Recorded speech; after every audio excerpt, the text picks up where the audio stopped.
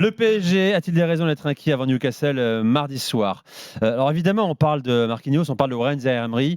Ça pose une question tout de même, concernant surtout le milieu de terrain du PSG, 17 ans, jeune international français. C'est ça notre problème. Qui, il y a 3 mois, n'était pas censé, si tu veux, être un cadre du Paris Saint-Germain. Et aujourd'hui, quand il n'est pas là, je ne vais pas dire qu'il faut être alarmiste avant Newcastle, mais ça pose souci. Ça pose la question de la constitution de l'effectif du Paris Saint-Germain. Et pas que au milieu de terrain, Nico. Pas que au milieu de terrain, parce que regarde, sur le poste d'arrière gauche, Nuno Mendes est blessé. Si à partir du moment où tu perds Lucas Hernandez, tu es obligé de faire du bricolage. Tu n'as pas de doublure à Lucas Hernandez à ce poste-là. On n'a pas recruté de défenseur gauche quand Bernat est parti.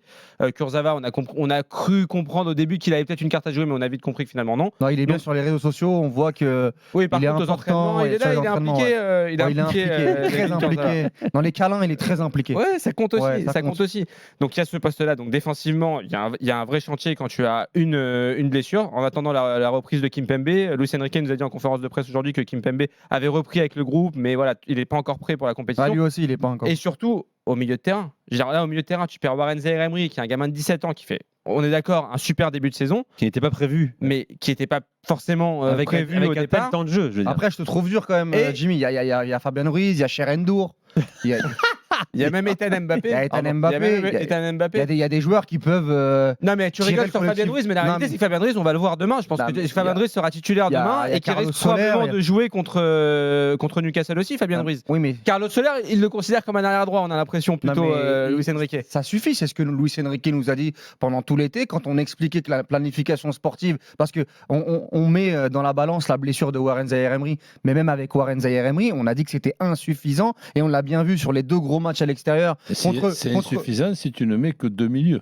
Oui, mais bon, enfin, moi, on va pas refaire ce débat-là. Moi, je pense. Oui, mais Roland, sur ce débat-là, moi, ce qui m'intéresse, c'est qu'on est d'accord, Roland, que ces 2 milieux entre guillemets là contre Milan, il y avait Vitinha. Mais sauf que Vitinha, on le décale côté gauche pour, je pense, c'est après ce que j'ai compris, je parle sous ton contrôle, libérer, exonérer Kylian Mbappé des tâches défensives. C'est exactement ça. Mais donc, ce qui fait que tu ne l'as plus au milieu.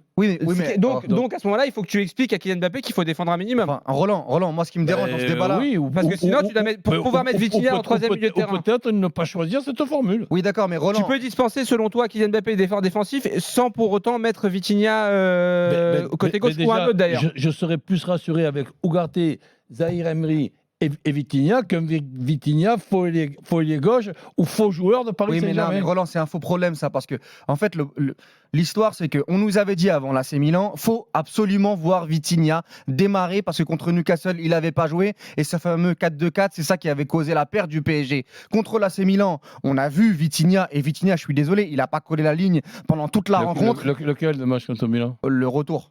Parce que ne nous oublie pas quand même là où il a été bon. Et si tu nous parles de Newcastle, parle-nous aussi pour moi d'un match référence qui était contre Dortmund. Donc contre Dortmund, c'est un 4-2-4. Ça fonctionne contre Dortmund. Vitinha, il a ce rôle libre. C'est un hybride quoi. C'est un hybride. Quand t'as pas le ballon, il va couvrir à gauche. Quand t'as le ballon, il rentre un peu plus dans l'axe. T'as une double animation Roland et la double animation, elle fonctionne au parc, elle ne fonctionne pas à l'extérieur. Et pour revenir sur la planification sportive, que ce soit le 4-2-4 ou pas 4-2-4, Vitinha ou pas Vitinha, aujourd'hui tu n'as pas les joueurs, moi je trouve, supérieurs au milieu de terrain pour compenser avec le ballon et sans le ballon des contextes à haute intensité comme Newcastle l'a montré et comme l'AC Milan l'ont montré. Et moi je veux bien l'histoire de Warren Zaïre-Emery, mais Luis Enrique, que j'aime beaucoup, il nous a dit pendant tout l'été qu'il était satisfait de son milieu de terrain.